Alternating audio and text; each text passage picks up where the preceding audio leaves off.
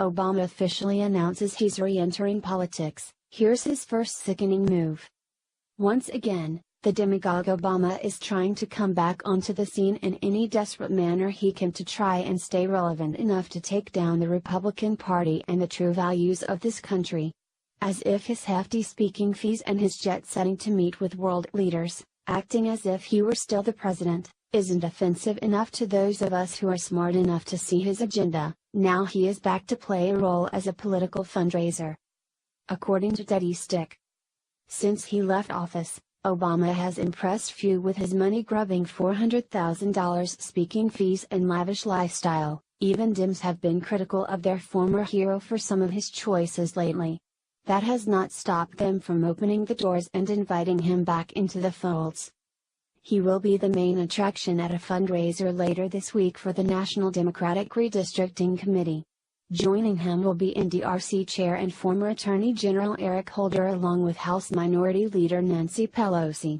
This group was created to challenge Republican success in their redistricting efforts.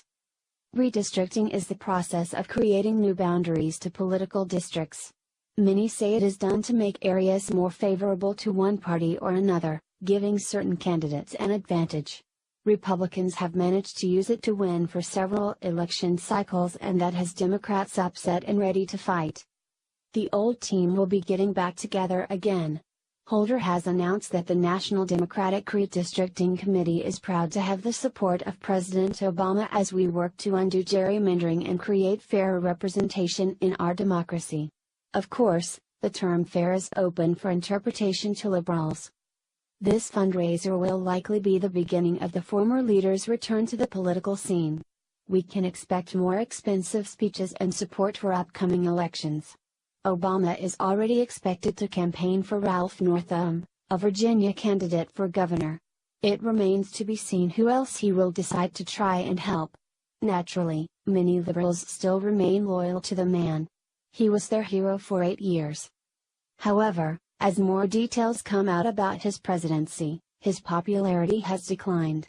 The American public seems to not approve of how he spied on citizens and dealt with foreign countries with complete disregard for U.S. interests. It should be interesting to see if his return will help or hurt the desperately floundering Democratic Party. When will this man realize that his presence is only going to hurt the very party he claims to want to help?